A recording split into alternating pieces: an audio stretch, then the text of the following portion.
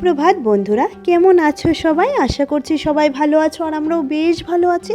নতুন দিনে নতুন আরেকটা ব্লগে আবারও তোমাদেরকে স্বাগত জানাই। আশা করছি তোমরা একটা লাইক করে ভিডিওটা সম্পূর্ণ ওয়াচ করবে, এই আশা রেখে আজকের বছরের প্রথম দিনটা তোমাদের সাথে শেয়ার করতে চলেছি। Happy new year to all of my YouTube family. আমার পরিবারের সকল সদস্যদেরকে জানাই হ্যাপি নিউ ইয়ার। সবাই ভালো থাকো, সুস্থ থেকো আর প্রত্যেককে ভালো রাখার চেষ্টা করো।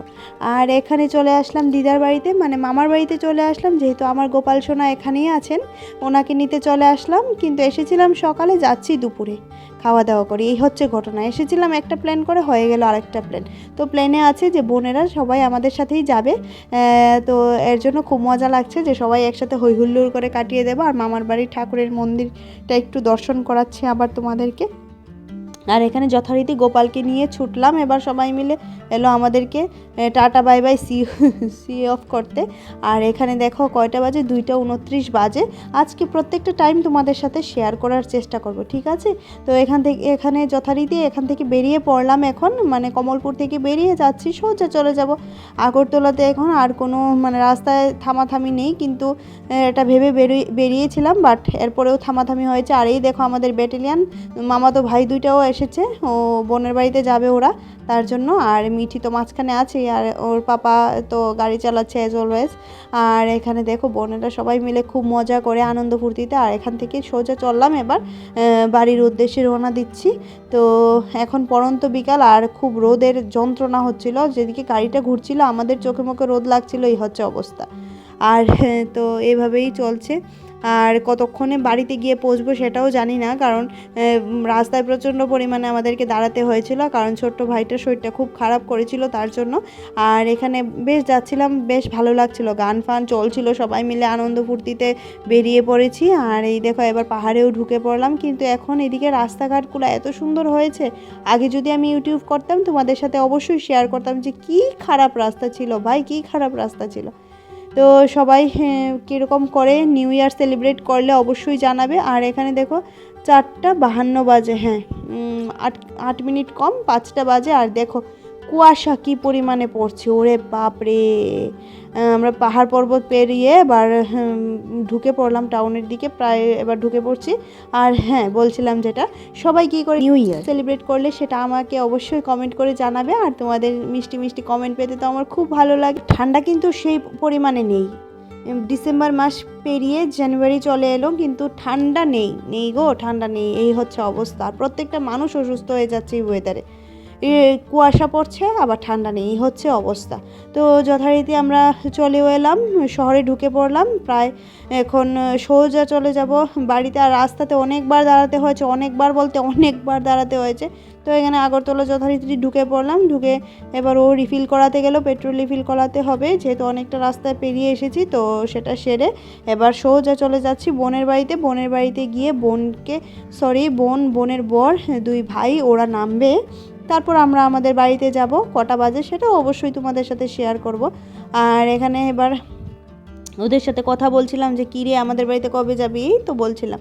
আর অ্যাকচুয়ালি ওরা খুব খুশি বোনের বাড়িতে এসেছি, কিন্তু ছোটোটার শরীরটা একটু খারাপ করেছিল, বাচ্চা তো।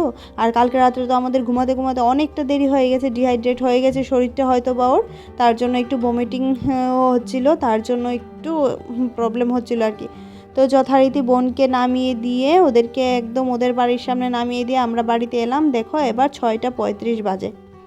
আর এই হচ্ছে অবস্থা, 6:35 বাজে। এখন গপুকে ঘুম পাড়াবো, মানে আমার গোপাল সোনাকে ঘুম পাড়ানোর পর এখানে চা বসিয়ে দিলাম, চাটা করে নিয়ে যাব, ভাতটা বসিয়ে চাটা নিয়ে যাব। তো চাটা নিয়ে এবার যাচ্ছি, চা খেয়ে নেব। আর চা না খেলে আমার গলাটা প্রচণ্ড ব্যথা করছিল ঠান্ডার জন্য। আর এই তো এবার চাটা খেয়ে সোজা চাটা নিয়ে ওই ঘরে চলে যাব। আর মিঠি এদিকে বসে বসে চিপস খাচ্ছিল, ওর নাকি চিপস খেতে ইচ্ছা করছে, তো পাপা ওকে চিপস এনে দিয়েছে। আর এখানে এবার দেখো রান্নাঘরের যুদ্ধতে চলে আসলাম। 1-2 দিন রান্না বন্ধ হলে কী হবে, আবার শুরু হয়ে গেছে ভাই। এই হচ্ছে ঘটনা। তো এখানে ভেন্ডি ভাজা করব মিঠির জন্য, যার জন্য ভেন্ডিগুলা ধুয়ে নিচ্ছি ভালো করে।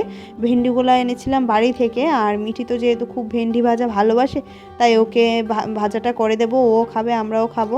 এই তো। আর এইদিকে কিছুটা মাছ আমার ফ্রিজে ছিল, কিন্তু ফ্রিজটা বন্ধ করে গেছিলাম জানো তো, সেদিন কারেন্টে আর কোথাও গেলে ফ্রিজটা বন্ধ করে যাই। তো ওর পাপা বলছিল মাছটা নষ্ট হবে, কিন্তু মাছটা নষ্ট হয়নি, খুব ভালোই ছিল যেহেতু ফ্রিজে বরফ ছিল। আর এবার মাছটাকে ভর্তা বানিয়ে নেব, সব কিছু দিয়ে পেঁয়াজ রসুন দিয়ে ভর্তা বানিয়ে দেবো।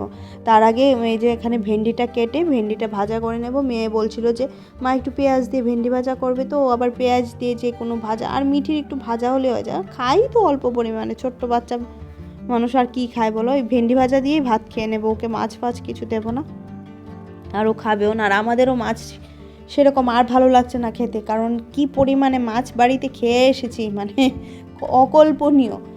সেদিন তো দেখলেই কি পরিমাণে মাছ পুকুর থেকে ধরেছে, মানে কি বলবো, খেয়ে আর শেষ করার মতো নাই হচ্ছে অবস্থা।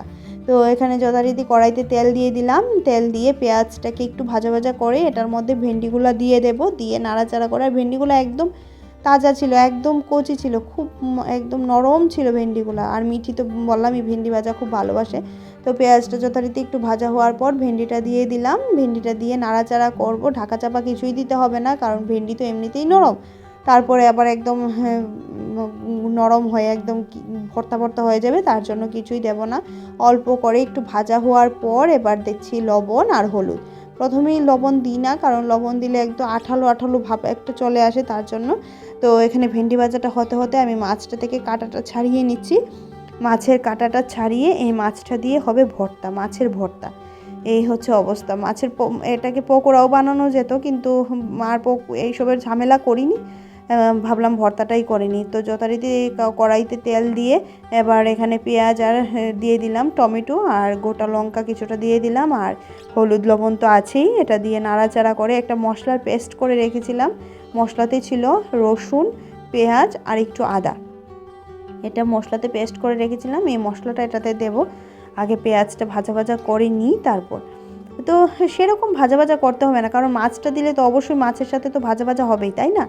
তারপরেও যতটুকু ভাজা ভাজা করা যায় করার পর এবার মশলাটা দিয়ে দেব। এই দেখো অনেকটাই ভাজা ভাজা হয়ে গেছে, এবার মশলাটা দিয়ে দেবো। আর এই ভর্তাটা আছে না, গরম ভাতের সাথে খুব ভালো লাগে, কিন্তু লেবু থাকতে হবে ভাই সাথে, গরম ভাত, লেবু আর এই ভর্তাটা হলে আর কিছু চাই না ভাতের, এটা দিয়েই খাওয়া যায়।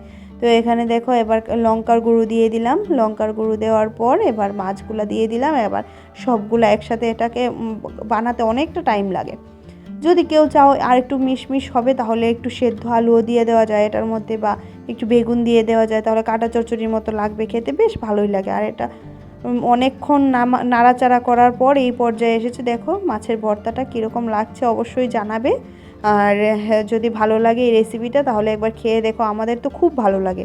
আর এটাতে একটু লেবুর খোসা একটু ক্র্যাশ করে, একদম গ্রেটার দিয়ে গ্রেট করে একটু খোসা দিয়েছিলাম, অল্প একটু, নাহলে তো বেশি দিলে আবার তেতো হয়ে যাবে। তো যথারীতি রাত্রের কাজে চলে আসলাম।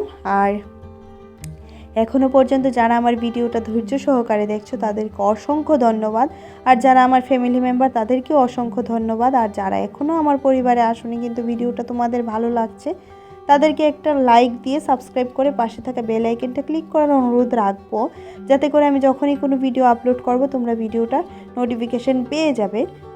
তার জন্য বলছি যে বেল আইকনটা ক্লিক করে রেখো। আর দেখো এখানে সরি, গ্যাস মোছার পর চলে এলাম খাওয়ার টেবিলটা মুছতে। টেবিলটা একটু সার্ফ দিয়ে মুছছিলাম, কারণ না হলে একদম তেল চিটচিটে করবে, ভালো লাগবে না খেতে। আরে সরি, খেতে বলছে, এখানে বসলে ভালো লাগে না, তাই না? তার জন্য একটু ভালো করে মুছে নিচ্ছি টেবিলটা, কারণ সকালে উঠেই তো আবার জল ফল খাওয়ার জন্য টেবিলেই বসবো, আর এঁঠো ফেটো থাকলে আমার খুব একটা বেশি ভালো লাগে না। এতটা গরম লাগছিল, বলে বোঝানোর মতো না, এতটা গরম লাগছিল। তো যথারীতি কাজ বাজ শেষ, এখন জানালাগুলো লাগিয়ে দেব। জানালাগুলো লাগিয়ে তারপর সোজা ঘরে গিয়ে আজকে এডিটিংটা করে ভয়েস ওভারটা দিয়ে রাখবো, কারণ রাত্র খুব একটা বেশি হয়নি, এখন 10টার মতো বাজে, সরি 10টা 10-এর মতো বাজে। আমি এখন ঘরে গিয়ে আরামসে এডিট ফেডিট করে তারপর ঘুমাতে পারবো।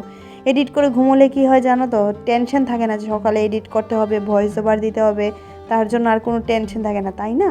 আর যথারীতি আবার সংসারে ফেরত চলে আসলাম। সংসার বিনা তো আর মহিলাদের চিন্তাও করা যায় না, তাই না? তো চলো, ভিডিওটা আজকের মতো এইটুকুই। আশা করছি ভিডিওটা তোমাদের ভালো লেগেছে। তো ভিডিওটা কেমন লেগেছে সেটাও কমেন্ট করে অবশ্যই জানাবে। তো চলো, tata, bye by, good night.